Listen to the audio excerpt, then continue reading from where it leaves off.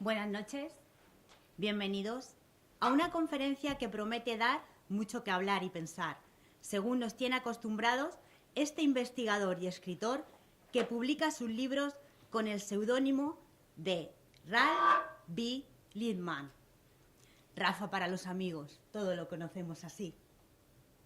Desde muy pequeño ya apuntaba maneras y se interesó por las ciencias, la salud, la medicina, el dibujo y, cómo no, la historia.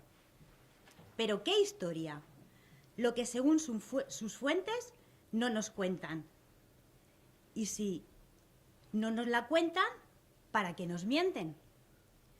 Esas y otras preguntas son las que intenta desvelar en sus libros ya publicados.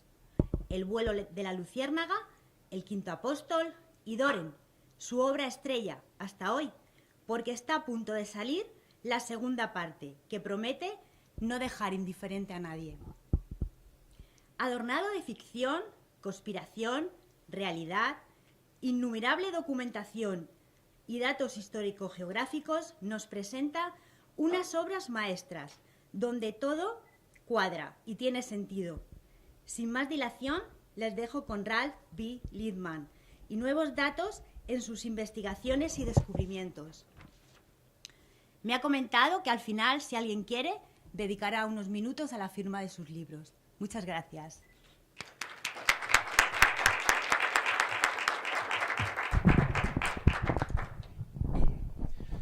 Gracias a todos por venir. La conferencia de hoy va a ser una conferencia diferente.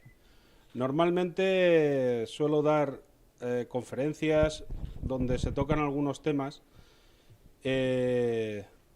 muy así por encima, tal como hice la otra vez, ¿no? Sin embargo, muchas personas me dijeron que por qué no concretaba en uno de esos temas, ¿no?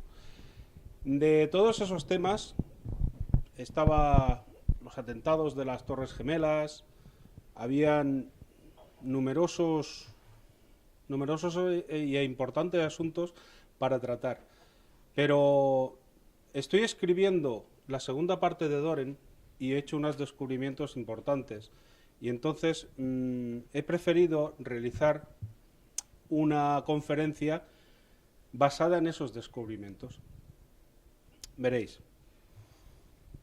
Quiero que a partir de los minutos siguientes vais a ver cosas y vais a tener una información que yo os voy a pasar en la que os vais a cuestionar si la realidad que nosotros estamos viviendo es una realidad que nos hemos encontrado o es una realidad que ya nos han impuesto.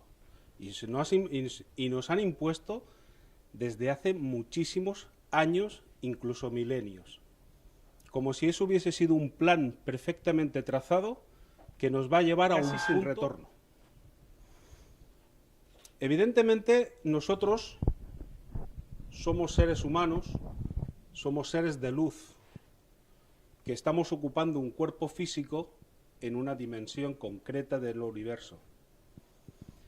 Y como seres de luz, hemos venido a la Tierra a aprender una experiencia.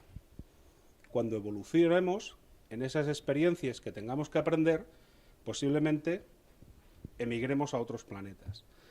Pero lo que ocurre es que de momento estamos en este. Y en este vamos a descubrir qué es lo que nos ocultan.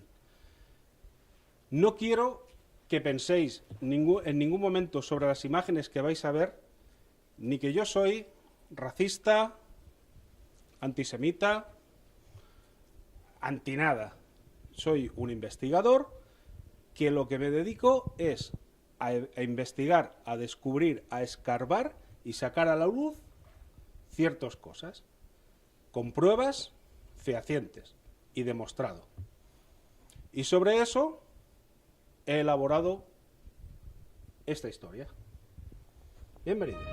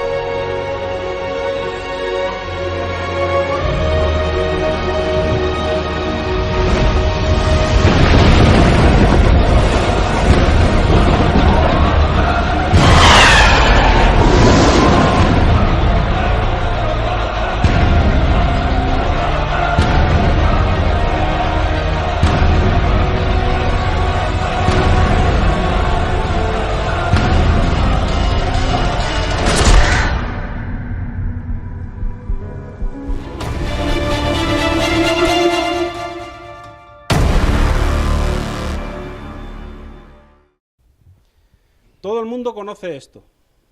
¿A que sí? Si yo preguntara a la sala, ¿qué es ese símbolo? Estoy seguro que el 99,99%, porque soy yo el 0,1% que diría que no, todo el mundo me diría, la estrella de David. Es el símbolo de Israel. ¿Qué pensaríais si yo os dijera que este símbolo jamás ha sido del pueblo de Israel y jamás ha pertenecido a David? Ni siquiera sabían que eso existía. Este símbolo, este hexagrama, esta estrella de 6 puntas, es en realidad el símbolo de la casa de los Rothschild. Los Rothschild son una élite de banqueros que están en la cúspide de la pirámide social de este planeta, junto con otras familias, en realidad son 13 familias, que gobiernan y designan lo que pasa en el mundo. Absolutamente todo, desde hace muchísimo tiempo. Este hexagrama lo vais a conocer porque es el 666 y os lo voy a demostrar. Adelante. Este es el escudo de la casa de los Rothschild. El hexagrama con el león, con el fondo rojo. ¿Por qué? Porque el hexagrama y el símbolo de los Rothschild es rojo. Rothschild significa signo rojo. Cuando se formó Israel, en el año 1948, se designó ese símbolo, esa bandera, en azul. Pero fueron por unos intereses muy particulares. Veréis. No. Bueno, es igual, déjala, no pasa nada. Déjala. Veréis.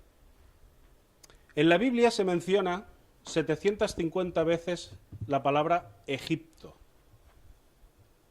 Pero en Egipto no se menciona nunca la palabra Israel.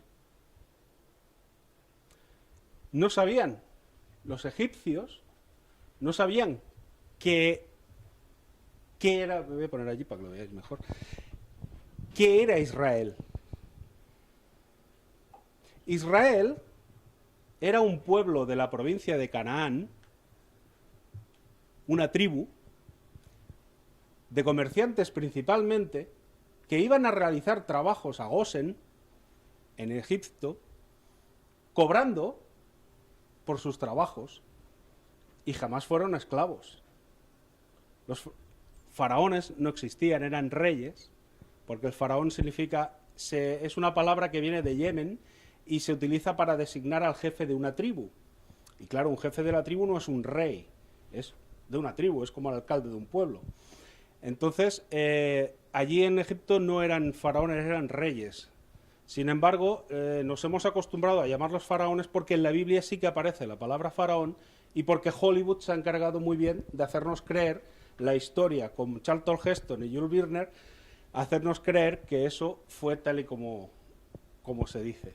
La película es muy curiosa, es del año 1956, 59 creo que fue, 59, es muy curioso porque se le encargó a Cecil B. DeMille que la hiciera simplemente para cambiar el concepto del pueblo de Israel a Occidente. La película está muy bien hecha, etcétera. Bueno, fijaros una cosa, es la estela de Menehtá. Menehtá era el hijo del rey o faraón Ramsés II. Este señor es del año 1207, 1208 a.C. y hizo en esta estela la palabra Israel solamente aparece ahí, donde dice Israel, y se llama Israel. Israel. Y la traducción era, literal, como Champollion lo tradujo, fue: la semilla de Israel ya ha sido destruida.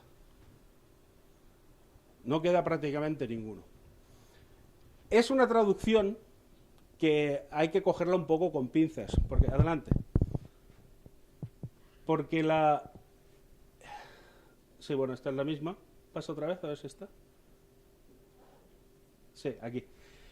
Esta es la traducción que dice, es Israel, allí arriba, Israel, despojo, ruina, no su grano o semilla, Siria se ha hecho como una viuda. Pero bueno, esa sería la traducción literal de lo que se tradujo. Sin embargo, Champollion, que era un lingüista de Napoleón, la tradujo como que se había eliminado hasta la semilla del pueblo de Israel. Sí. Este es el dios Saturno. Es el dios Saturno que en la mitología se comió a sus propios hijos para agradar a los dioses. Veréis. El hexagrama Rothschild es una adoración a Satanás. Es una adoración al demonio. Es una adoración al dios Saturno, que devoró a sus propios hijos para honrar a los dioses y que se le permitiera hacer y tener placeres terrestres. Se descubrió hace muy poco que Saturno, el planeta, tiene en el polo norte una especie como de huracán que gira con los mismos patrones que gira aquí en la Tierra. Es el único planeta del sistema solar que tiene estas características. Lo sorprendente es que ese volcán, o sea, ese huracán que está dando vueltas en el polo norte, forma un hexágono. Eso se descubrió hace muy poco. Pasa. Vale. Cuando Israel se formó, los rabinos montaron en cólera porque dijeron que ¿por qué no se utilizaba un símbolo tan judío como era el candelabro de 7 brazos? Este sí que es un símbolo judío, porque este tiene unos 3 a 4.000 años de historia en su propia cultura. Sin embargo, la estrella de David, los Rothschild, no. Unidos, se formara la guerra de la independencia y bueno, ya entráramos casi al principios del siglo XX. Los judíos se establecieron en puntos de poder estratégicos. Y lo que hicieron fue provocar que Alemania, a ellos les interesaba mucho tener una guerra fuerte y potente contra Alemania. Estamos hablando de la Primera Guerra Mundial. Después del asesinato del archiduque, lo que pasó fue que Alemania en 2 años venció a Inglaterra y a Francia y les presentó un armisticio. El Kaiser llegó y les dijo, bueno, vamos a hacer un armisticio, firmamos la paz porque esto es absurdo seguir aquí haciendo una guerra. Pero los judíos no quisieron y lo que hicieron fue provocar a los Estados Unidos para que los Estados Unidos entraran en combate y convencer a los ingleses de que se tenía que continuar con la guerra. Efectivamente, así se hizo y con la fuerza de Estados Unidos pudieron ganar a Alemania. Pegamos un salto y ¿qué ocurre? Pues en el año 1933, el 24 de marzo, Judea declara la guerra a Alemania. Pasa. Esto fue en el Madison Square Garden cuando se hizo un boicot a todos los bienes nazis y contra Alemania. Hitler hacía muy poco que había entrado en el poder y todavía se estaba fraguando como partido y se dio cuenta, a ver, el concepto de Hitler era sumamente cristiano y religioso. Era una persona que consideraba que los valores familiares eran muy importantes. Él se había criado con un padre maltratador, era judío, Hitler era judío, venía de una madre judía y su padre era judío, y entonces él su padre lo maltrataba mucho. Entonces él tenía una carencia afectiva enorme y buscaba el consuelo en otras familias, se refugiaba en otros clanes, en otros grupos y tal. Quizá eso lo hizo ser como fue en principio en su juventud, y luego cuando tuvo la información por parte de su madre de quién era, que era hijo de un Rothschild, pues fue cuando ya en 1937 se reunió en Viena con Luis Nathaniel de Rothschild el 27 de abril y le marcó las directrices de lo que iba a ser la Segunda Guerra Mundial, cómo tenía que actuar. Bueno, una de las actuaciones que hizo fue lo que todos conocéis, o la historia se conoce como la Noche de los Cuchillos Largos. La Noche de los Cuchillos Largos es cuando los nazis salen a la calle y empiezan a atacar todos aquellos comercios y gente judíos que habían en Alemania, concretamente en Berlín, porque fue donde empezó. Adelante. Bueno, este fue Samuel Untermeyer, que fue el que organizó esto el 27 de marzo de 1933 en el Madison Square Garden. Siguiente. Bien. En Alemania, en Berlín, todos los judíos empezaron a boicotear todos los bienes alemanes, considerándoles, no decían nazis al principio, luego sí que dijeron nazis, pero al principio eran todos boicotear todos los bienes alemanes. Cuando un país que salía prácticamente ya muy poco tiempo saliendo de una Primera Guerra Mundial, en la cual se tenía que levantar, tenía que crear había un desempleo enorme y había que crear mucho empleo y tenía que hacer una infraestructura tremenda, se encontraba que se boicoteaba los productos suyos, estaban siendo boicoteados prácticamente por la totalidad de Europa, llegó casi al trueque, es decir, hubo momentos que se llegó al trueque y Hitler potenció el trueque para poder sobrevivir y poder salir hacia adelante, y salió. De hecho, en 4 años levantó el país. Adelante. Aquí vemos otra de las imágenes en la cual se dice que no se compre bienes fabricados por los nazis. Esto también fue en aquella época. Adelante. Bien.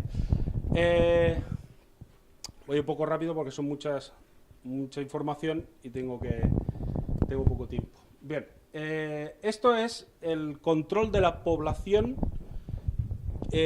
mundial que había en aquella época antes de la guerra. Si vemos el quinto, después de total, pone judíos. En Norteamérica, en Sudamérica, en Europa, en Asia, en África, en Oceanía. Y total nos da un total de 15.753.000 y pico judíos. Adelante. Nos saltamos toda la guerra y nos vamos cuando se libera.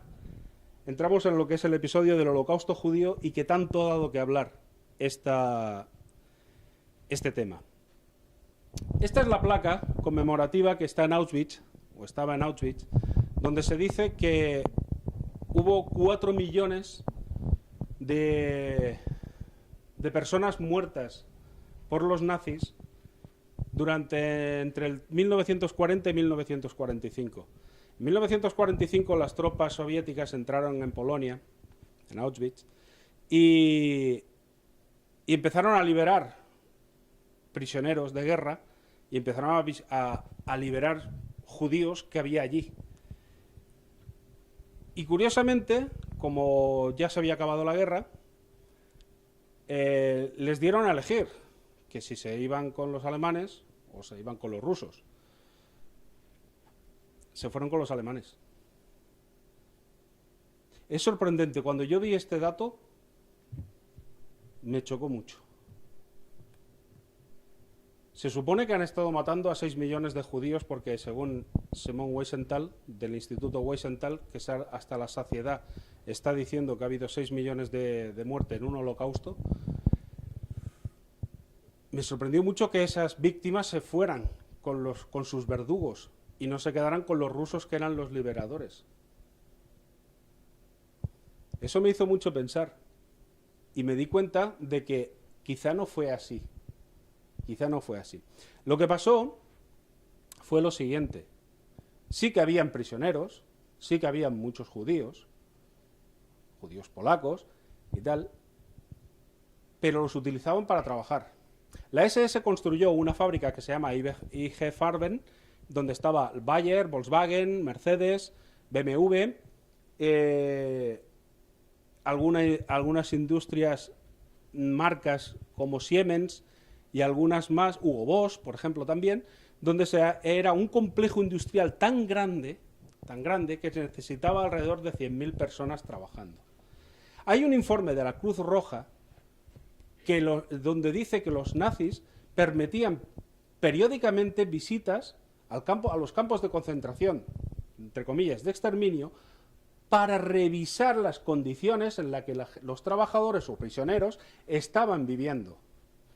Y el informe dice: solamente hemos encontrado déficit de nutrición y enfermedad por tifus después de que los bombarderos aliados hubiesen destruido las vías de comunicación, las infraestructuras, las vías, las carreteras, donde recibían los suministros.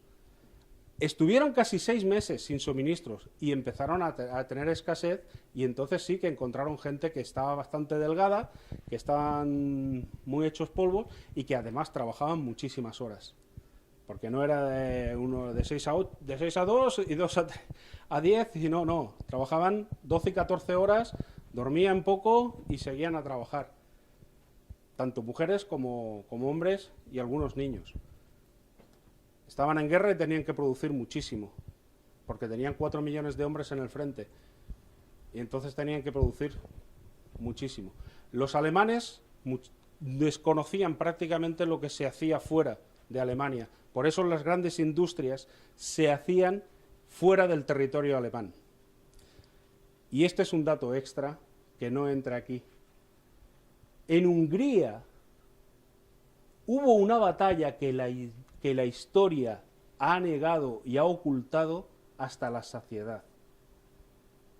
La protagonizó el general Heinz Karmel, un mariscal de campo excelente, estratega, de los pocos que hay, un estudioso de las artes militares. Murieron 100.000 soldados alemanes. ¿Qué estuvieron defendiendo en Hungría? Para enfrentarse a 3 ejércitos. Y aún así consiguieron salvar la zona. Yo os lo diré. Una central nuclear. Alemania tenía la bomba atómica. Y la defendía porque la estaba haciendo en Hungría. Siguiente.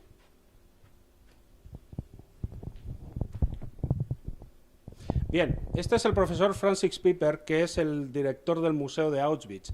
Este señor fue entrevistado por un judío que, digamos, es revisionista sobre el tema del Holocausto, y entonces en un documental que está libre en Internet, se puede ver, viene en inglés, pero trae algunos subtítulos y tal, le preguntó que qué remodelaciones habían tenido las cámaras de gas, y bueno, todo lo que se contaba sobre lo terrible que allí ocurría. Entonces este señor declaró que había tenido varias remodelaciones, entre ellas los agujeros de las chimeneas del techo. Y entonces el David Cole le pregunta pero si era una cámara de gas, ¿por qué se le ha tenido que hacer después de la guerra una remodelación para hacer los agujeros? Dice: no, bueno, es que realmente no eran cámaras de gas. Dice: bueno, entonces, ¿qué eran? Pues eran duchas, y que se utilizaban muchas veces como búnkers para el bombardeo. Veréis, Hollywood nos ha atormentado y nos ha metido un montón de fantasía en la cabeza con el tema del gas del Ciclón B, que se estaba utilizando para gasear a montones de personas. Primero, que es un trabajo penoso tener que meter, según cálculos, 12.000 personas diarias, meterlas en cámaras de gas, esperar a que mueran, volverlas a sacar, y luego ¿qué hacemos? ¿Quemamos los cuerpos? ¿Se creman los cuerpos? Bien, con la tecnología de 1942, 43, 44, perfecto, podemos llegar a cremar un cuerpo, pero ¿qué hacemos con los huesos? Hoy día los crematorios Necesitan trituradores de huesos. ¿Qué hacían también los alemanes? Trituraban esos huesos. Menudo trabajo. ¿No era más fácil fusilarlos? Caían ya a las fosas. ¿Por qué no lo hacían? Quizá porque no era así. Analicemos un poco lo que es el ciclón B. El ciclón B es un producto químico que se utiliza principalmente para desinfección. 300 partes por millón ya son mortales para una persona. Esa persona tiene que ir muy equipada, con unos guantes, unos trajes especiales y una máscara para poder respirar si hay un poco de escape de ese gas. Las instalaciones tienen que tener un sistema de ventilación que asegure que el gas salga entre 12 y 15 metros de altura por una chimenea, que tenga esa ventilación y extracción de humos para que cuando entren la gente a sacar supuestamente los cuerpos, no se asfixie también, no muera. Pero eso no existe en Auschwitz. En ninguna foto de Auschwitz, de las que yo he visto, o las que voy a mostrar, o de las que busquen cualquiera. Es más, se ofrecieron una recompensa de $50.000, que creo que todavía está vigente, para aquel que demuestre, fue David Irving, la demostró, lo propuso, y creo que todavía está, $50.000 para aquel que lleve una sola fotografía de las chimeneas de Auschwitz. Y no hay. Porque las chimeneas de Auschwitz tienen una altura de 2 metros. Sí que había hornos. Claro, tenían que fabricar pan, tenían que fabricar un montón de cosas para darle de comer a un montón de gente que había. Adelante. Tira para atrás, que te has pasado una. No, te has ido... bueno. Eso es, vale. Bien, esto es una vista aérea de lo que era Auschwitz en aquella época. Si veis en la esquina se ven unas bombas caer. Se bombardeaba. Por parte de los aliados estuvo bombardeando ese campo. Donde está el cuadro pequeño en la arriba, donde ponen los campos, allí es donde estaban todos los barracones de los judíos. ¿Vale? Y todo eso de ahí eran construcciones nuevas. Pasa.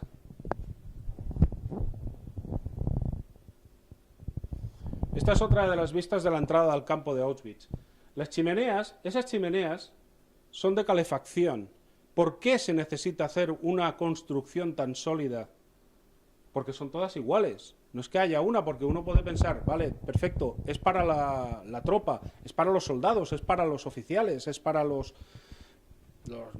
alemanes, los nazis, los que custodiaban el campo. Sin embargo, está lleno de estas construcciones. ¿Por qué eran tan sólidas y estaban tan bien hechas y tenían ese sistema de calefacción con esas ventanas? Adelante. Aquí podemos ver, estos son los hornos. ¿Veis las chimeneas? Esas. Eso no tiene 15 metros de altura. Eso a lo sumo tiene 4 metros de altura, puede tener. Había 3 hornos por zona. Cada 2 o 3 ventanas, cada chimenea conducían 3 hornos. Adelante. Bien.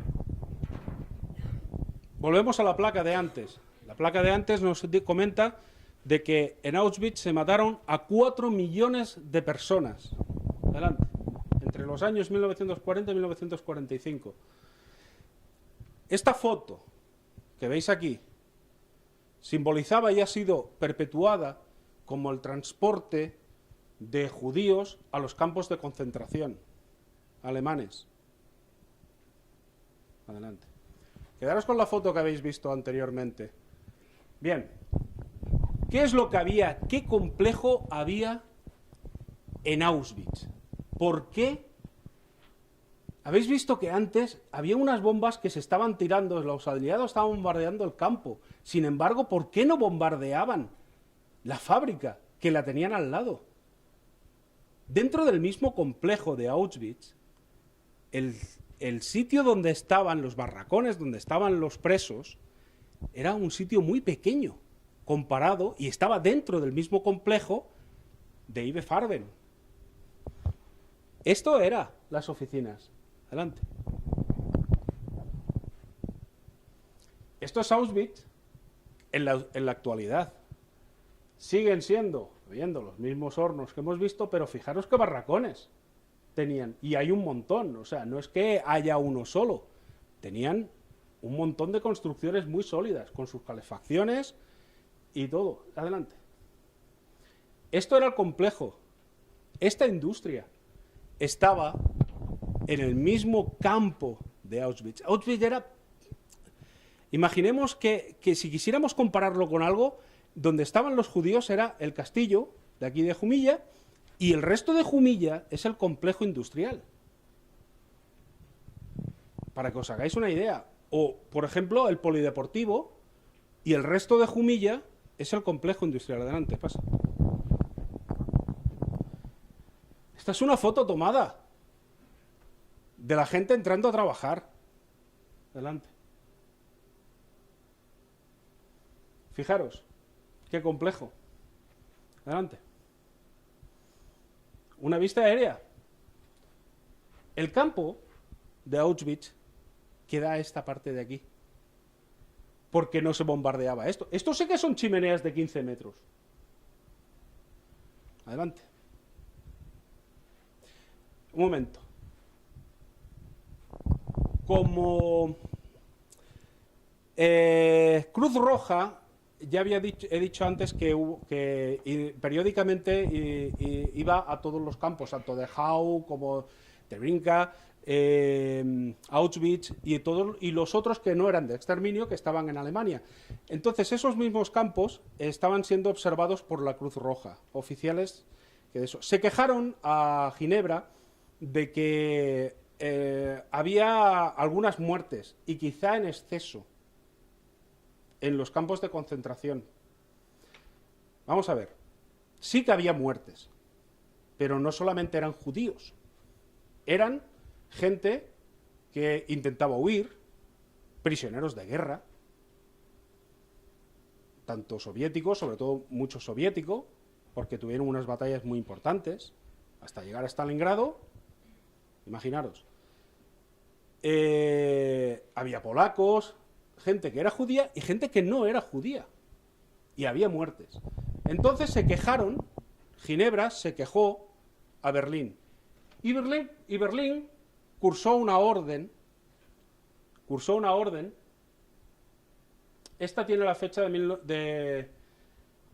no se ve muy bien, porque pone entre 37 o... No se aprecia bien, pero bueno, el alemán yo lo copié en el traductor Google y tal, y más o menos pude entender lo que decía, y era que se extralimitara lo que es el cuidado con los prisioneros que trabajaban en los campos. No quiero decir que esta orden fuera cursada por el alto mando alemán porque la Cruz Roja se quejara, porque eso fue después, fue posterior, sino que ya es una orden donde ya demuestra la intencionalidad de ese ejército, o el partido nazi, o lo que queráis, de un trato un poco más de calidad a los prisioneros. En este caso eran judíos, porque ya empezaron a reclutar judíos y meterlos en campos de concentración. Adelante. Bien, este es el campo de Auschwitz en la actualidad, y esos son los barracones que quedan, y la entrada allí y aquello está allá, que quedan todavía en pie porque fue bombardeado varias veces. Adelante. ¿Las da para atrás? Bueno, debe ser la misma. Pasa. Bien, estas es las oficinas de IG Farben. Es que fijaros qué instalaciones tenían. Tenían hasta piscinas, o sea, tenían unos edificios que eran espectaculares, porque eso no se bombardeaba. Eso me hizo pensar mucho. Porque yo dije, vamos a ver, ocurrió lo mismo que en 1940, cuando la Alemania bombardea Londres, solamente se limitó a la parte industrial y lo que fue la periferia de Londres. Ni siquiera llegó a donde está la City, porque si yo estoy en guerra con un país, lo que hago es ir a cargármelo, y voy a destrozar su fuente financiera. La City de Londres, que es donde están todos los bancos, los Rockefeller, los Rothschild y todos los ricos, me los hubiese cargado. ¿Por qué no se hizo? ¿Qué órdenes había que eso no fuera así? Porque ¿qué órdenes tenían los aliados de no bombardear esas zonas? Estas zonas también. Adelante. Vamos a ver, se acusa mucho. Es que Hitler, es que los alemanes, es que los nazis tenían, odiaban a los judíos, los machacaban hasta la médula y todo eso. Pues no, no es verdad. Este señor era judío y este señor era el ministro de Economía del Tercer Reich. Adelante. Este es Anton Meyer, uno de los soldados que tiene una historia particular porque hizo una heroicidad y tal, y luego fue condecorado por Hitler. Era judío. Adelante. Este es el almirante Roge, judío, Cruz de Hierro, un almirante de la Armada nazi, siendo judío, está defendiendo a una persona o a un ejército o una ideología que está destruyendo a su pueblo. Me extraña mucho. Adelante. El comandante Archer, otro, también judío. Adelante. Este no me acuerdo cómo se llama, porque tiene un nombre que no hay quien lo pronuncie. Ay, ahora más equivocado. Bueno, este es otro general que también era judío. Pasa, adelante. Este es Horst Gottner, otro soldado heroico también. También fue condecorado con la Cruz de Hierro por Hitler. Adelante. Uno de los más fervientes amigos del Führer, que era el mariscal de campo ayudante de Rommel. Adelante. Y este es el prototipo de judío, German Werner, que era el prototipo de soldado ario, guapo y alemán perfecto, que se utilizó como propaganda para que todo el mundo se alistara de la raza aria que tanto predicaba Hitler. Era judío. Bueno, espérate. Antes de... Bueno, quería decir, lo siento, quería decir que vais a ver ahora una serie de fotografías un tanto desagradables. No es mi intención decir, bueno, que yo soy un masoca. No, es que era necesario ponerlas. Las voy a pasar rápido y os voy a explicar el qué. Pásalas. ¿Cuántas hay? 3 o 4. Vale. Bien. Todas esas imágenes que nos han vendido, que habéis visto, nos las han vendido como que eran cuerpos de los judíos. Veréis. En el año 1947, cuando se hizo el juicio de Nuremberg, fue por la primera vez que sale el Holocausto a colación, y fue la primera vez que el Holocausto se nombra en una sala de justicia. Lo sacaron los ingleses y lo sacaron los americanos. Luego Hollywood nos hizo una película muy chula que se llamaba Vencedores o Vencidos, en la que un juez de un pueblo remoto, así un poco apartado de los Estados Unidos, muy cabal y muy justo y muy bueno, desempeña un papel muy favorable con 3 jueces en esa película, y hay un papel impresionante con un actor, Maximilian Schell, por si a alguno le suena, que hace de abogado defensor del Burr Lancaster y de algunos cuantos, y hace un papel, es un peliculón, Richard Widmark ahí atacando, diciendo ¡guau! Y ahí se muestra, en esa película, se empiezan a mostrar las imágenes del Holocausto judío. Bien, eso fue real, es decir, se mostraron en ese juicio, pero no había sí había un juez de un pueblo remoto, de los Estados Unidos, de Arkansas o de por ahí, ¿vale? Pero estaba con un jurado de 60 jueces. ¿De qué nacionalidad? Judía. Ninguno de los acusados sabían de qué les estaban hablando. Ninguno. Todas las fotos estas que habéis visto es del bombardeo de Dresden que ejecutaron los aliados entre el 13 y el 15 de febrero de 1945, donde crearon un torbellino de fuego que desintegraba literalmente los cuerpos. los quemaba. Así dejaron la ciudad. Sin contar lo de Hamburgo, que eso sí que fue una tragedia. Porque además, ¿sabéis lo que dijo uno de los generales aliados inglés, que ha hecho unas películas muy chulas, que luego salía con Montgomery Cliff, sino con el oficial Montgomery y tal, que decía el general MacArthur y toda esta gente y tal? Pues este señor llegó a decir, con el bombardeo de Hamburgo, se le llamó la Operación Gomorra, como Sodoma y Gomorra. Según la Biblia, Sodoma y Gomorra fue castigada por Dios con los elementos, con fuego, que desintegraba literalmente a los cuerpos. De ese pueblo solo llegaron a quedar 16. En Hamburgo se mezcló una serie de circunstancias entre el clima y el bombardeo que llegó a elevar la temperatura del fuego de los bombardeos, porque no se utilizó un bombardeo clásico, se utilizó fósforo blanco. Fósforo blanco fue utilizado por Israel en Palestina. El fósforo blanco, sabéis que es un químico que al contacto con el aire se inflama y es imposible despegarlo.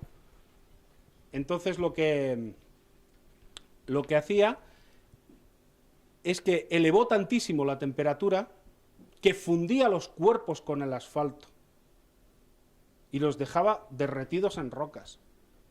La gente se metía dentro de los búnkeres, y cuando digo gente no digo militares, estoy hablando de mujeres, niños, ancianos, cualquier bicho viviente, se metía en los búnkeres para protegerse, y primero tiraban unas bombas que eran de impacto, que lo que hacía era resquebrajar el hormigón, y creaban fisuras, y a continuación tiraban las bombas de fósforo blanco que se filtraban a través de esas fisuras, y dentro hacía un horno donde se calculaba que la temperatura era de casi 6.000 grados. Eso lo hicieron los aliados y dijeron, este señor, cuando aterrizó, dijo, Dios ha estado esta noche con nosotros y le ha dado su merecido a los alemanes. Ha creado una nueva Gomorra. Qué curioso que dijera eso, para que luego se le haya llamado a los otros lo que se les ha llamado. Adelante. Montones de cadáveres. Esto es Dresde. Adelante. Fijaros. No, corras tanto. Vale, esta... A ver, vale. ¿Os acordáis de la placa, no? La placa que decía que en Auschwitz era de 4 millones de muertos. Curiosamente, Juan Pablo II bendijo esa placa y luego cuando fue Benedicto XVI a bendecir la placa otra vez, ya había bajado a 1,5 millones. De 4 millones hemos pasado a 1,5 millones. Adelante. Sigamos. Bueno, para. Esto es un recorte de un periódico de Polonia donde afirma que Auschwitz reduce a 1 millón las muertes. Es decir, ya hemos pasado en la placa, primero eran 4 millones, ahora luego fueron 1,5 millones, ahora ya es 1 millón. Ahí tengo un informe bueno, los alemanes era la pura burocracia, fue quien inventó la burocracia moderna, y lo anotaban todo. No hay ni una sola orden, ningún mando militar hubiese aceptado de palabra una orden que viniese superior diciéndole mata, quema o asfixia o gasea a estas personas. Sin una orden escrita. Ninguno lo hubiese aceptado. No existe. No la hay. Lo que sí hay es un informe de la Cruz Roja donde dice que solamente se han encontrado 271.000 víctimas en todos los campos de concentración, no solo en Auschwitz. Adelante. Bueno, esta es otra de las fotos publicitarias. Y aquí empezamos con los fraudes. Esta es la foto en la que se ve cómo se ingresa un cadáver dentro del horno crematorio. Adelante. Y esta es la foto original. Adelante. Bien, para.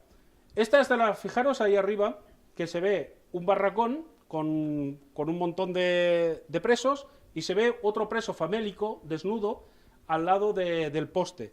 Bien, esta foto fue publicada en el New York Times. ¿De acuerdo? Se ha conseguido la original y en la palabra, lo que dice ahí en inglés, dice, ¿dónde está el chico judío desnudo? Porque la foto original está al lado y no está. Adelante. No está. Este es el periódico original. Sigue. Adelante. Este es el periódico. Que ahí está. Adelante. La foto la tenéis ahí abajo. Sigue. Y no está. Adelante. Esta, otra de las fotos. Aquí se mostraban imágenes de críos famélicos y tal, con las caras, que algunas caras no es que coincidan, porque la niña que tiene las piernas cruzadas, o sea, destaca un poco lo que es la coloración de la piel, ¿no? Con el resto del cuerpo, de la cara, con el resto del cuerpo. Incluso el niño, el último, que está pegado a la pared, ni siquiera sabemos dónde está sentado. Está simplemente sentado en algo, pero no sabemos el qué, porque no hay sitio ni apoyo. Adelante. Bien, la de arriba es la del horno, la segunda es la original con un tanque y vemos que ponen pues a alguien colgado. La de abajo es un ruso, el alemán está con uno de los rusos y ponen una mujer con los pechos mostrándolos y ahogándola. Adelante. Bueno, esta es muy curiosa, porque esto es una de las fotos que más circuló en aquella época y demostraba de que se supone que era la salida de todos los cuerpos gaseados en Auschwitz. Y ahí se ven la gente como está y los cuerpos tirados en el suelo, pues muertos. Allí se ve un poco cómo se hizo el recorte. Adelante. Bien, yo encontré la noticia. Esto fue un accidente de tren que hubo en Pensilvania. Y la foto fue totalmente manipulada, con víctimas, no había ningún cuerpo en el suelo, no había nadie, había humo, había cosas, pero era por el accidente de avión, o sea, de tren que hubo en esa zona. Y había algunos cadáveres que los aprovecharon, pero eran de las propias víctimas del accidente de tren que hubo allí. Se ve en Zanesville, Ohio, tal. Bueno, pues ahí va explicando yo un poco, pero ahí lo pone, ¿eh? Accidente de tren en Pensilvania. Los pasajeros del tren fueron, no lo leo bien porque se ve mal, pero bueno, lo pondré mejor. Otra de las fotos, no se llega a ver, pero bueno, donde está el hombre este que tiene la flecha encima, está repetido, los iban repitiendo hasta la saciedad. Estas fotos fueron sacadas de los campos de concentración rusos y eran ucranianos. En el año 1931, Stalin quiso convencer a los ucranianos de que tenían que seguir su política. Pero los ucranianos se negaron. Y no se le ocurrió otra cosa que matar a 7 millones de ucranianos. Y le daba igual quién fuera. Los mataba. Y los tenía en campos de concentración. Y los mataba de hambre. Eso en un año. 1930-1931. Si Hitler hubiese hecho lo que han dicho, vamos, es que le faltaban judíos o le faltaba tiempo. Porque en un año el tío se cargó 7, pero nadie dice nada. Ni de la Guerra Civil Española, ni lo de Camboya, ni de Japón. Que Japón en 1933 ejecutó a 10 millones de chinos en Manchuria. Ahí fue donde se inició la Segunda Guerra Mundial. El primer tiro se pegó allí, en Manchuria, por una invasión de Japón a China. Adelante. Esta es la foto que yo quería. ¿Recordáis esta foto? Esta foto nos la han publicitado como el transporte de judíos a los campos de concentración de Auschwitz, principalmente. Treblinka, y tal. Bueno, estos son los refugiados de Dresde. Estos son los refugiados de Dresde, son alemanes. Los tuvieron que hacer así porque se estaban cargando la ciudad, bombardeándola. Los sacaron los pocos supervivientes que sacaron. Se sabe que la foto fue hecha en Hamburgo, por el tren que hay al lado, que es uno de 2 pisos. Y fue homologado en 1946. Adelante. Fijaros dónde estaban los judíos. Trabajando. Cuando llegaron los aliados, se quedaron pasmados de ver qué hacía tanta gente allí, currando. ¿Cómo curraban? Mira dónde estaban los presos. Es por un poco de sentido común. O sea, un ejército que en 4 años se levanta Alemania, en 3 meses conquista Europa, y en 4 años es la primera potencia mundial, y dices tú, y además lleva un control muy exhaustivo, con una burocracia perfecta, con un sistema de trabajo obsesivo como es el del alemán. Y dices tú, bueno, si hubiesen querido acabar con los judíos, es que no queda ni uno. Dice que se cargaron 6 millones de judíos. Vamos a hacer un número. Entre 1940 y 1945, 5 años. Matan a 6 millones. Hemos visto que antes de la guerra había 15. ¿Vale? Al acabar la guerra hay 18. Los judíos que estaban libres se hincharon. Porque vamos, es que yo no creo que les dé tiempo a doblar la cantidad, porque si quitamos 15, quitamos 6 a 15, quedan 9, y si había 18, han doblado lo que había. 9 millones nacieron, 9 millones en 5 años. Adelante. Pues fijaros cómo estaban los judíos, los presos de Auschwitz, que se encontraron los aliados cuando entraron. No estaban muy famélicos. Adelante. Los estaban esperando, los campos a la llegada de los aliados. Los estaban esperando, muy contentos. Adelante. Pasa, pasa. Aquí los tenemos. Adelante. No los veo yo muy demacrados. Adelante. Aquí cuando ya estaban los aliados, estaban ya saliendo de Auschwitz, veis, ahí está lo que hemos visto de antes de las construcciones de Auschwitz, y la gente, yo no la estoy viendo nada famélica. Las piernas que tiene esa mujer de allí no es precisamente un esquelético. Adelante. Fijaros cómo estaban. Eso es Auschwitz. Venga, adelante. Mira, adelante. Mira dónde estaban. Todos formados en fila para ser contabilizados. Cuando hicieron el registro de todos los judíos que habían estado presos en los campos de concentración durante la guerra, todos aquellos que habían desaparecido, que se habían escapado, que se habían largado o no quisieron figurar, fueron declarados como asesinados, muertos y cremados en el Holocausto, entre comillas. Adelante. Bien. Y la placa conmemorativa, que finalmente se ha quedado con 1,5 millones. Adelante. Y este es el señor Simon Wiesenthal.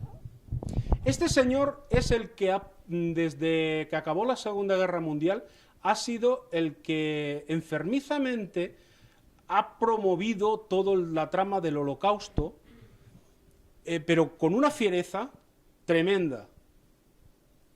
Este señor tiene el récord Guinness de supervivencia en el campo de concentración, porque estuvo en 12 campos y en ninguno lo mataron. ¿Y sabéis lo que dijo? Porque, a ver, el Holocausto, sabéis que está prohibido. Yo ahora mismo, actualmente, estoy cometiendo un delito, tipificado en el Código Penal español, en la cual cuestionar la existencia del Holocausto es un delito. Es decir, yo ahora puedo aquí hablar y decir que si Jesús existió o no existió, si era el Hijo de Dios, no era el Hijo de Dios, que si fue muerto en la cruz, que si era un extraterrestre, o puedo cuestionar cualquier otra cosa, pero yo no puedo cuestionar el Holocausto. Yo no estoy negando el Holocausto. Yo estoy dando una información. Pues ¿sabéis lo que dijo este señor? Ante las pruebas que se están presentando y cada vez son más abrumadoras, adelante. Pues dijo, el Holocausto es técnicamente viable porque existió. Pura lógica. O sea, porque sí. Y se queda tan ancho. Adelante. Esto es lo que estábamos hablando. Las chimeneas para el gas ciclón.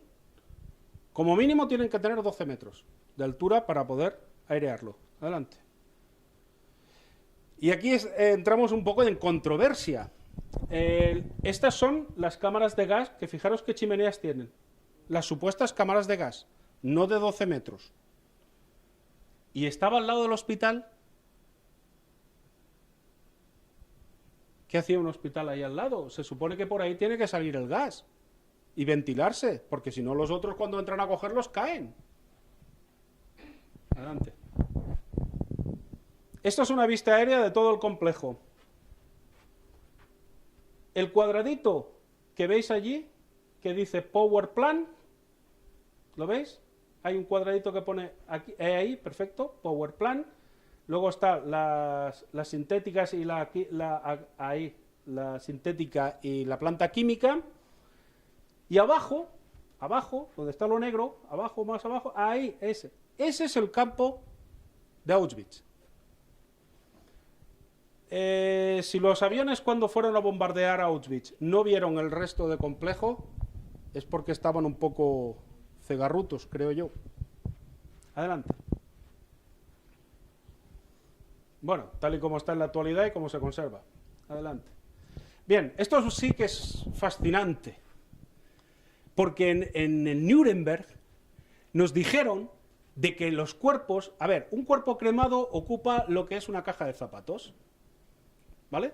Entonces, cremar 6 millones de cuerpos supondría hacer en una hectárea una altura de 90 centímetros. Entonces dijeron, no, bueno, es que lo que hacían eran cavar zanjas de 6 metros y meterlos allí y entonces echarle cal y allí enterrarlos. Bien, se han hecho prospecciones en Auschwitz. ¿Y sabéis qué hay? Hay una capa de agua en un subsuelo a 70 centímetros. La trinchera construida frente a la sauna central de 70 centímetros de profundidad, de donde surge agua de las capas subterráneas de Auschwitz. Es decir, debajo, a 70 centímetros, ya había agua.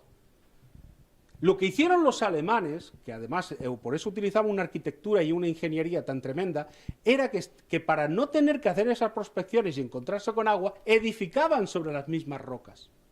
Y sobre las mismas rocas edificaban, echaban una capa de hormigón y encima edificaban. No hacían los cimientos. La roca, el suelo ya era cimiento. Porque eso no es tierra, es roca. Pasa. Claro, ¿dónde están los tantos cuerpos en trincheras de 6 metros de profundidad? Estos eran los cuerpos ucranianos de los rusos. Pasa. Y fijaros una cosa, un detalle. Esta es una de los interiores de la cámara de gas. Si a mí me van a gasear, yo me escapo por la puerta. Porque tenía una entrada y otra de salida. ¿Por qué tenía una entrada y otra salida? Porque primero entraban las mujeres, detrás había otra ducha, donde se aseaban las mujeres y luego salían. Y luego entraban los hombres. Adelante. Este es el informe. Este es uno de los informes que se hizo con la Cruz Roja, donde se hace toda la suma de fallecidos en los campos de concentración alemanes. 271.307. El nuevo papelito de 1989 dice que esta contabilidad no supone una contradicción a las víctimas del Holocausto. Entonces, no sé qué debe suponer, pero bueno, ellos lo ponen y así se curan en salud. Se me había venido a la cabeza cuando estaba diciendo esto una cosa, se me ha escapado y luego me volverá. Adelante. Bien, esto es otro de los periódicos que se publicó en Londres, donde también dice que Auschwitz baja a 1 millón las cifras del Holocausto. Finalmente, ya habéis visto que hay 271.000. Oficialmente, Francia hizo un estudio,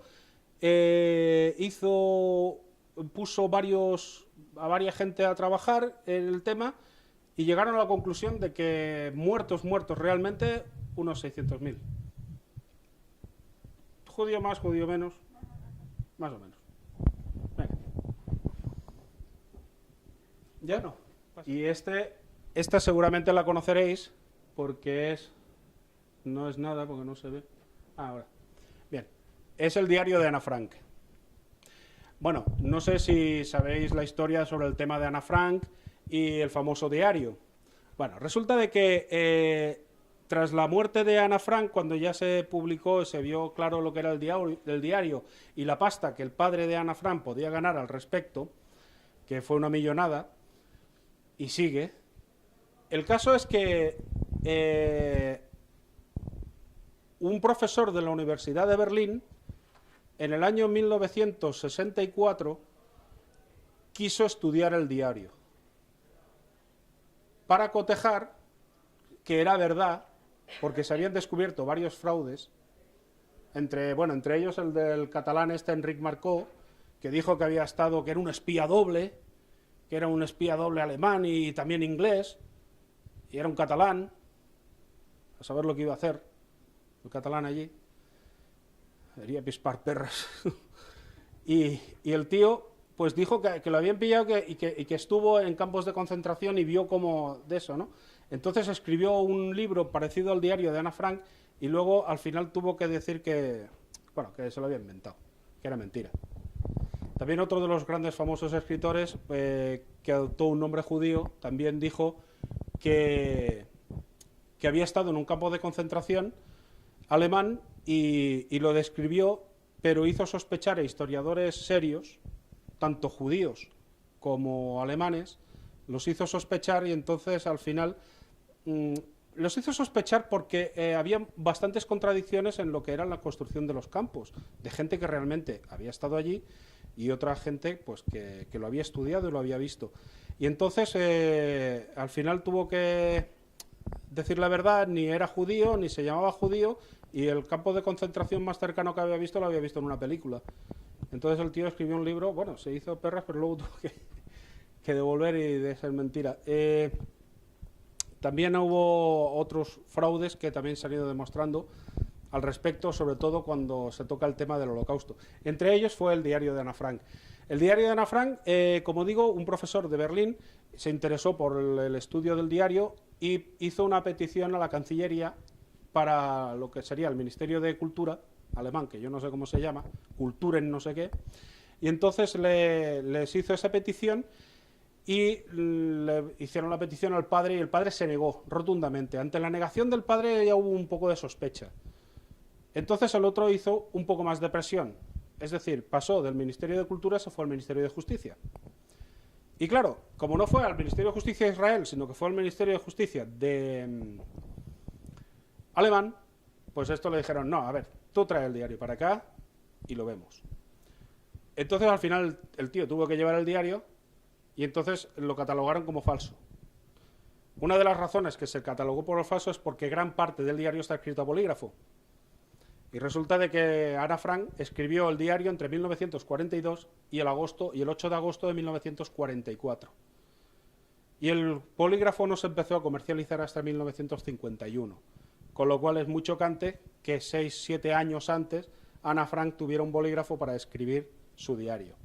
En el año 1984, Helen Harstrogen, es que es un nombre de verdad que a veces, con lo fácil que es llamarse Pepe, pero bueno, es una lingüista, tiene un documental en internet donde desarrolla todo el tema del diario de Ana Frank, y esta señora lo que hizo es una lingüista bastante importante allí, o era, porque ya fue en el año 80 y pico y ya era vieja. Pues bueno, el caso es que esta hizo un trabajo muy interesante y dijo que todo el diario había sido escrito por la misma persona. Claro, aquí saltan las alarmas. ¿Por qué se catalogó de falso o parte del diario falso porque era escrito a bolígrafo posterior a 1951, y ahora dice una experta en grafología que el diario lo había escrito la misma persona. Eso significa que el diario fue escrito posterior a Ana Frank. O sea, Ana Frank ya dudamos si es que sí sabía escribir, la pobre. Pasa.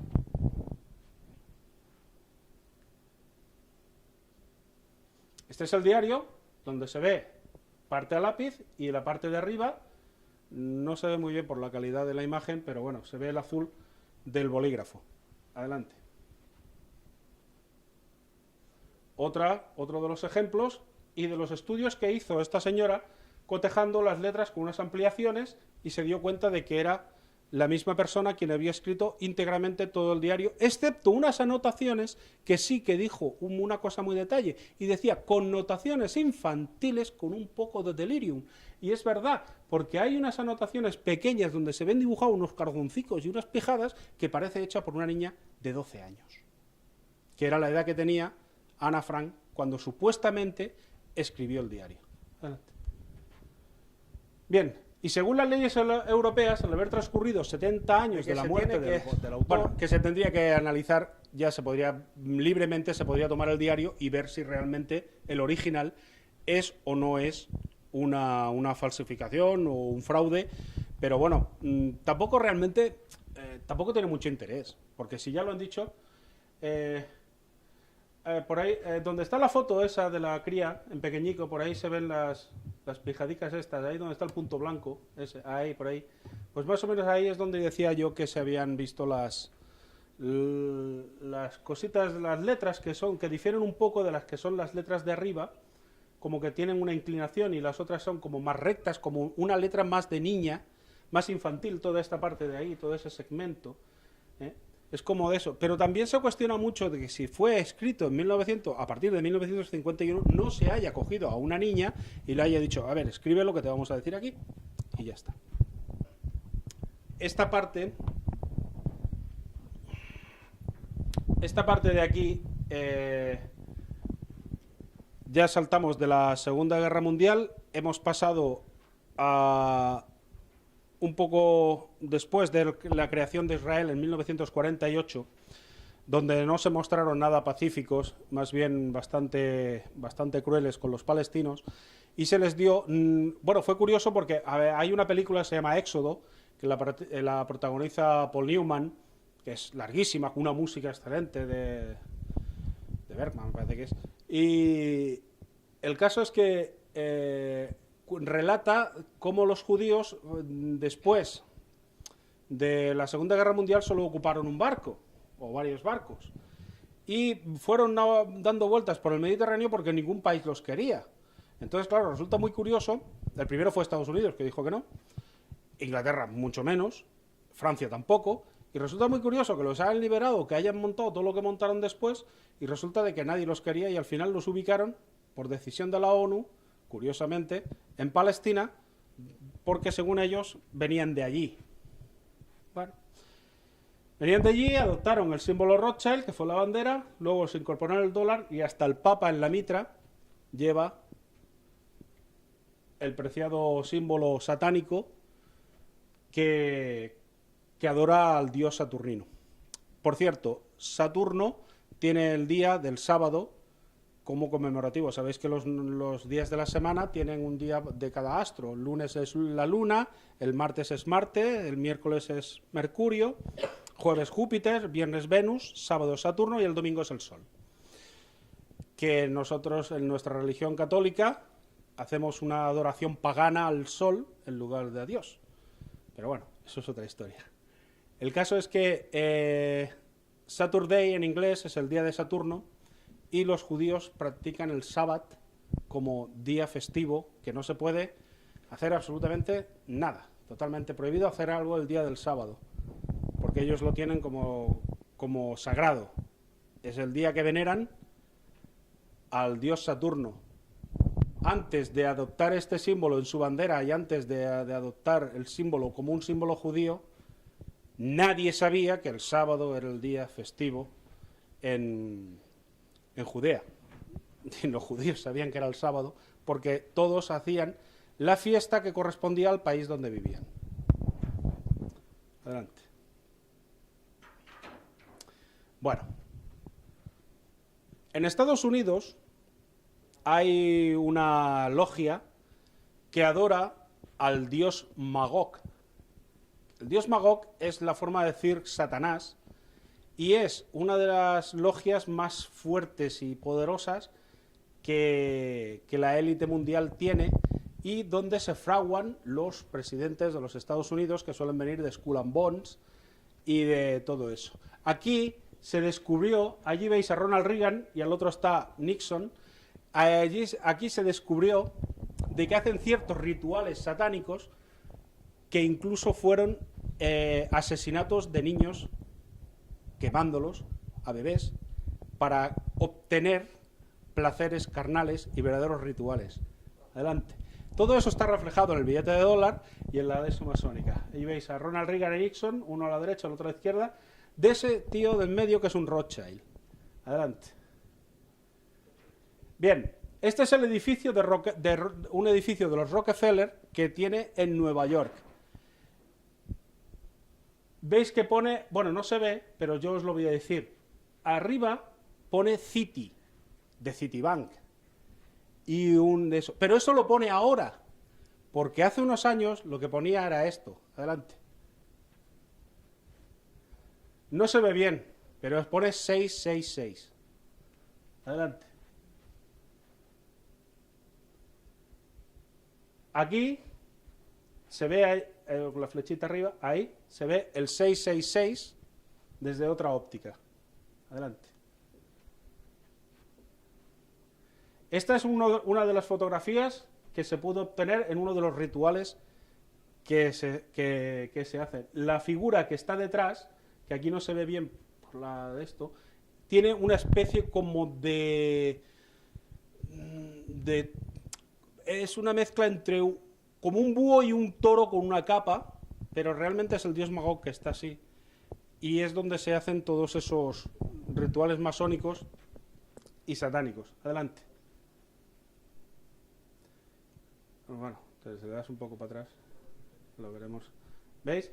Bueno, aquí es donde, en esta hoguera que hay ahí es donde se supone que echaban a los críos. Y esto lo descubrió un periodista freelance de Estados Unidos que se infiltró y hizo públicas esas fotos. Luego denunció también unas cuantas cosas más, como el caso Watergate, y denunció unas cosas también importantes, y lo que se encontró fue que lo ejecutaron con una UCI en el año 1974. La UCI en aquella época solo la utilizaba el Mossad. El Mossad es el servicio de inteligencia de israelí. Fue el que inventó la UCI. La UCI y la mini UCI. Fue ejecutado con ese arma en un viaje a Venezuela, que se tenía que encontrar con un tío que le iba a decir algunas cosas antes de que empezaran con Allende y con tal, y se lo cargaron con una UCI. Adelante. Entonces se hizo pública la foto y se publicó: sacrificar niños en rituales no es patriótico. Eso fue lo que publicó una de las revistas con esa foto. A raíz de ahí le siguieron la pista y ejecutaron al periodista. Adelante. ¿Ya está? Vamos, pásate. Bueno, este ya es el último archivo y prácticamente aquí acaba. Bueno, este es el organigrama de lo que es la élite mundial. Abajo estamos nosotros. Esto lo ha creado un argentino. Lo ha creado un argentino así que utiliza también un poco el lenguaje, un poco vulgar, diría yo. Pero bueno, el hombre lo ha expresado de una forma bastante interesante, ¿no? Abajo es lo que estamos nosotros, y es porque somos considerados ganado. Nosotros, los seres humanos que estamos abajo en la base de la pirámide, estamos considerados borregos, ganado. De hecho, en las iglesias, siempre en las religiones, está el pastor y el rebaño, ¿no? Y de ahí viene lo que es el borrego, la borreguiza o la de eso. Luego vienen los sirvientes. ¿Quiénes son los sirvientes? Pues los sirvientes son los medios de comunicación, todo lo que está relacionado con la información para toda esa para todos nosotros que nos manipulan, Hollywood, las películas, las radios, en fin, todo eso. Luego, en la siguiente escala, entrarían los gobiernos, bancos, masonería, hasta llegar al Consejo de los 13 o las 13 familias reptilianas que gobiernan junto con los Illuminatis y tal, todo el conjunto. Adelante. Sáltala esta. Vale. Bueno. Voy a hacer un poco un paréntesis para aclarar una cosa. Lo que voy a decir a continuación no tiene nada que ver con... yo quiero que, por favor, lo entendáis con una mente abierta y no lo entendáis como que es un ataque racista o es un ataque a otras etnias o a otras razas o a otras personas que no son como los europeos. ¿De acuerdo? Y empezando... quiero que no lo entendáis. Yo solamente voy a transmitir una información de lo que pasó. Esto se llama el Plan Kalergi. El Plan Kalergi lo escribió un tío que se apellida Kalergi. Era Michael de Gouvernon Kalergi. Y lo escribió en 1923, perdón, y consta de 28 artículos. Esos 28 artículos definen de que él es judío y la élite judía tiene que gobernar el mundo. Y para llegar a eso, tiene que eliminar a la raza blanca europea en general a la raza blanca, crear un genocidio en la raza blanca. Ya lo intentaron en 2 guerras, pero ellos lo hacen de forma que las otras razas, los musulmanes, los negros, los indios, toda esta gente se mezclen con la raza blanca de forma manera que quede relegada a la mínima expresión. Después de la Segunda Guerra Mundial, el porcentaje de raza blanca, y cuando digo raza blanca estoy refiriéndome a los europeos, era de un 20%. Actualmente es el 3%. El mestizaje cada vez va avanzando más y cada vez se va haciendo de forma de que los europeos nos sintamos heridos en nuestros sentimientos siendo acusados de racistas por no querer defender nuestra raza y nuestra forma de nuestra cultura. Los musulmanes, cuando vienen aquí, ellos montan sus mezquitas, pero nadie puede ir a montar una iglesia allí, porque la queman. Aquí se les permite, se les da muchos derechos, se les da casa, se les da dinero, se les da facilidades, pero si alguno de los europeos va allí, lo más seguro es que lo maten. Entonces, lo que ocurre es esto. ¿Por qué se hizo esto? Porque la forma que tiene de pensar los europeos es muy distinta al resto de los seres humanos que ocupan el planeta. Y es porque al tener una accesibilidad a los estudios, pensamos diferente, con mejor autonomía. Sin embargo, los otros lo que hacen es que están condicionados por una cultura religiosa. En Europa nosotros hemos separado Iglesia y Estado. En los países musulmanes la Iglesia es el Estado. Entonces lo que se diga, ellos lo van con fe ciega. Y es muy fácil para la élite judía gobernarlos. De forma que ellos lo hacen de esta manera. Pero dices, bueno, vale, pero esto está pasando ahora. Claro, porque esto fue un plan a muy largo plazo. Si lo miramos de esta forma, estamos viendo que a lo mejor Hitler fue un opositor a esto. Pero no tiene nada que ver porque la cosa viene después. Veréis. La idea era ahogar económicamente a los países árabes, excepto los aliados como Arabia Saudí, Turquía y todos los que tienen, como Kuwait, los que tienen grandes cantidades de petróleo, y lo que hacían era ahogarlos económicamente, de forma que no pudieran prosperar, ¿vale? Empezaron con África, que la están expropiando, bueno, royendo hasta los huesos. ¿Por qué? Porque en África era mucho más accesible, la conquistaron hace bastante tiempo, y ahora con el coltán y todo esto están sacando unas minas. Están impidiendo que tengan alfabetización la gente, que los niños aprendan, que estudian, al contrario, los utilizan para trabajar. No pueden estudiar.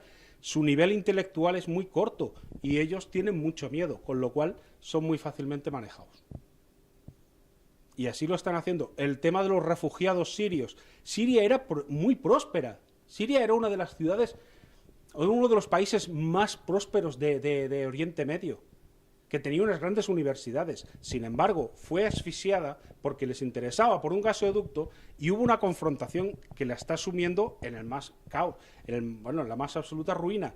Y de esta manera lo que hacen es que a los refugiados los están trayendo a Europa para que digamos, entre comillas, se puedan integrar. Se integran algunos, pero otros no. Y poco a poco van mermando esa población. Esa es la idea. Eso es lo que ellos han planificado y eso es lo que se está llevando a cabo, ¿vale?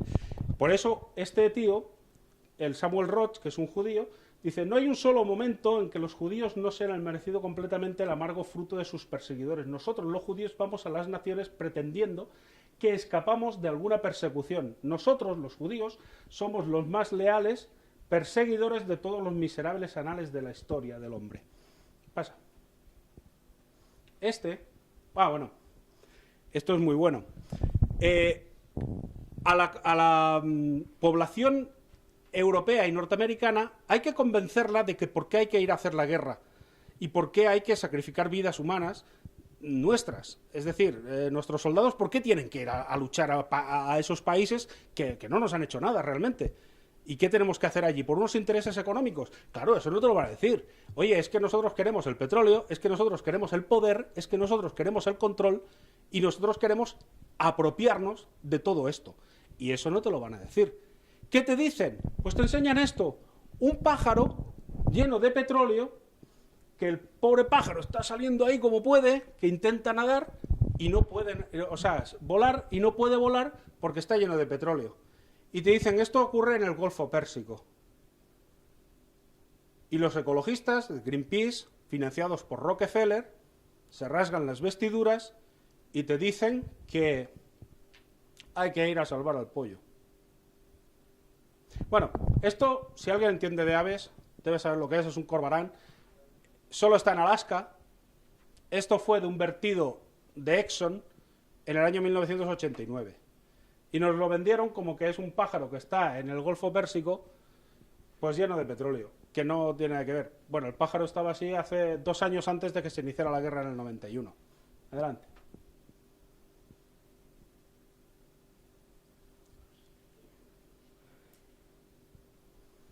Bueno, habréis visto esta imagen, fue en el 2015, el niño sirio, un crío de 2 añicos muerto en la playa. Tengo que decir que está súper bien logrado, porque el muñeco da el pego, es un muñeco, no os sentáis culpables de, ay pobrecito, porque es de látex. Hay una cosa que se llama hipoxia, y la hipoxia es cuando una persona se asfixia, sea ahogada, sea por espasmo de la laringe, sea por lo que sea, se vuelve azul. Una persona cuando se ahoga, baja su nivel de oxígeno en sangre, aumenta su CO2, y entonces empieza a volverse azul. Y lo primero que se pone azul pues son las orejas, los ojos, la cuenca de los ojos, los dedicos y tal. Bueno, ese muñeco no está azul, está con una coloración perfecta, vamos, como si se hubiese caído en ese momento, le han hecho la foto y el niño se ha levantado. Adelante. Pero forma parte de la propaganda que se hizo en 1972 con la niña vietnamita quemada por el napalm. Pero es que salía corriendo, ¡ay!, que lo han quemado, y todo el mundo veía a esa niña, pobre niña, que había sido quemada por el napalm. ¡Qué malos que eran los vietnamitas! No, el napalm fue utilizado por los americanos. Los vietnamitas no utilizaban el napalm. Luego se demostró que fue una operación de falsa bandera, que ni siquiera la lancha bombardeó ni le tiró 2 tiros al acorazado que había por allí. Todo fue una maniobra de Johnson para crear una guerra ficticia y que Rusia no se hiciera con Indochina. En 1993, pues un negro en África, con el tema de... El niño este de África, con el tema de Mogadiscio, el tema de... Bueno, no sé si habéis visto la película esta de Black Hawk Derribado, donde en Mogadiscio, un general malísimo, Amin o algo así se llamaba, mataba a la gente, hacía un genocidio de 300.000 personas que las mataba de hambre, ¿vale?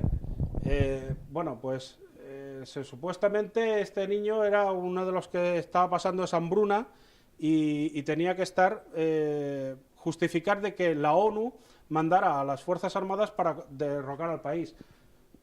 No es verdad, luego se demostró de que fue retocada en aquella época, ya empezaban los retoques fotográficos y era un montaje. En 2014, el niño de Irak, pues 3/4 de lo mismo. Y el 2015, o sea, perdón, el niño sirio.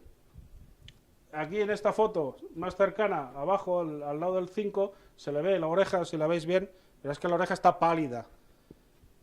Ser pálida no es que esté azul, como tendría que estar, porque la oreja tiene muy poca vascularización. Adelante.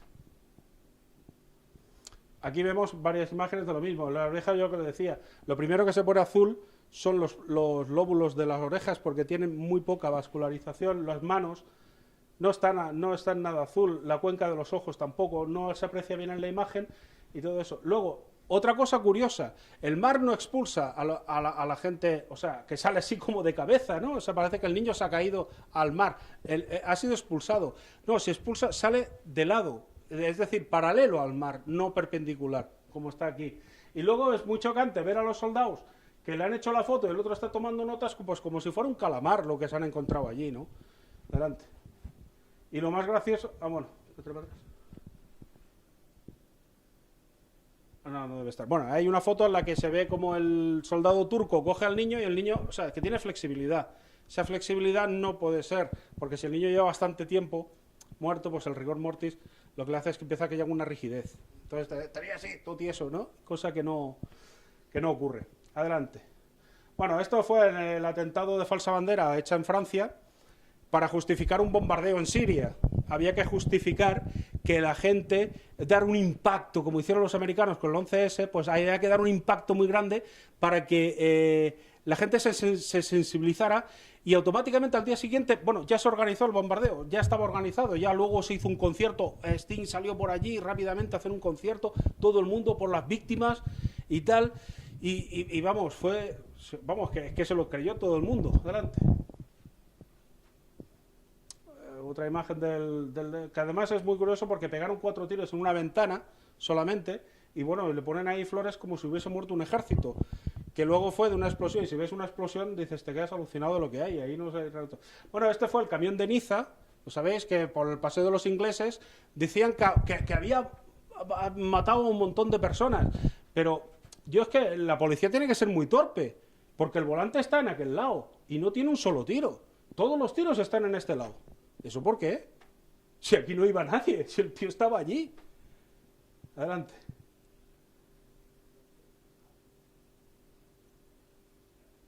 ¿Lo veis?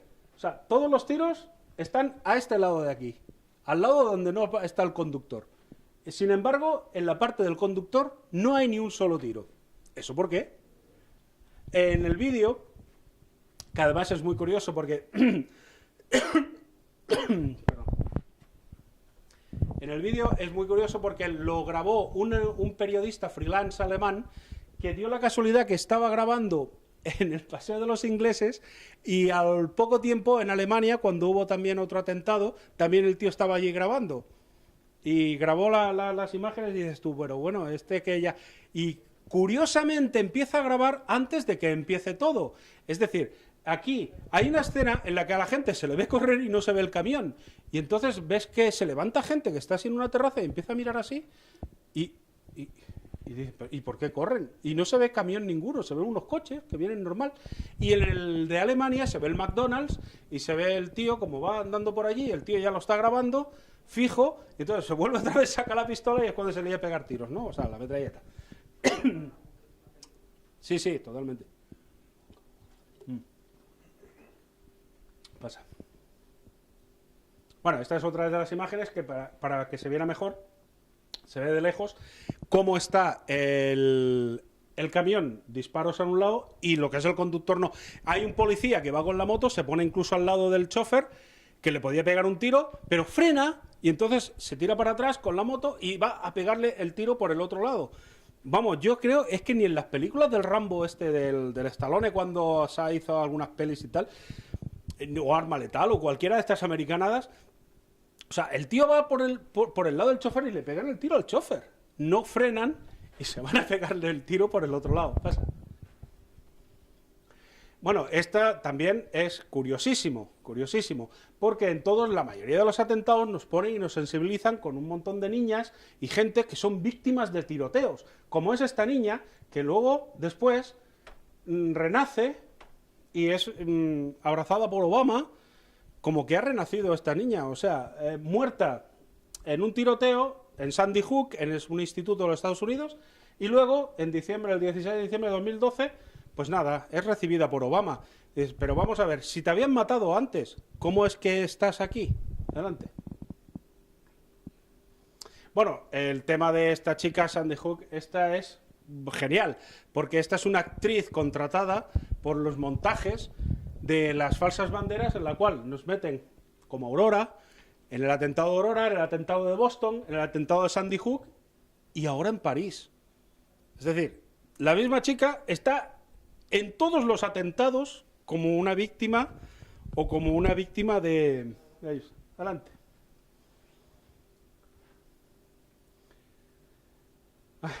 No, pásala, porque esta no viene al caso. Bueno, para. Este es genial porque en los atentados de París, con atentados en París, o sea, los medios de comunicación ponen tanto énfasis en querer colárnosla que es que yo, cuando lo vi, me quedé alucinado. Al Qaeda. ¿Lo veis? ¿Sabéis qué logo es ese? El de Star Wars. Ese es el logo de Star Wars. Nos meten el logo de Star Wars como si fuera de Al Qaeda. Pasa. Es en los atentados de París. O sea, es que lo meten. Aquí tenemos a Luke Skywalker en Star Wars, en el casco tenemos el logo de Star Wars, en la cual, sí, aquí, pasa, que hay otra que se ve mejor, en la cual se ve y está genial. Bueno, debería verse mejor ahí el logo de Star Wars. O sea, los medios de comunicación son brutales porque es que nos meten una sarta de mentiras. Es como los chemtrails, un día que estaban toda Galicia y parte de Madrid todo lleno de chemtrails y tal, y entonces salió el tío del tiempo diciendo que era por una especie de borrasca que había bajado y tal. Pero muchacho, si se ven hasta los aviones, ¿qué me estás contando? Venga, sí. Este es el logo de Al Qaeda. Y bueno, ya está. Déjalo. Y bueno, tengo un vídeo que dura 3 minutos, que si tenéis paciencia lo podéis ver íntegro y si no, pues lo adelanto un poco. Y es porque os va a encantar. Esos 3 minutos no es que sea, digamos, muy espectacular y muy significativo, porque no es que sea nada, solo se ven coches, y muchos Toyota, todos del Estado Islámico, todos. Y los últimos 3 segundos se ven a los apaches escoltándolos. ¿Sabéis que los apaches son el ejército norteamericano? ¿Cómo están escoltando a todo el Estado Islámico, a un convoy de más de 200 vehículos armados, perfectamente nuevos, porque se ven nuevos, y cómo lo está escoltando los apaches desde Irak a Siria, para que nos creamos las mentiras de la guerra de Siria y del Estado Islámico que los Estados Unidos, la élite, nos quiere estar vendiendo. Es toda una mentira. Pensadlo. Muchas gracias.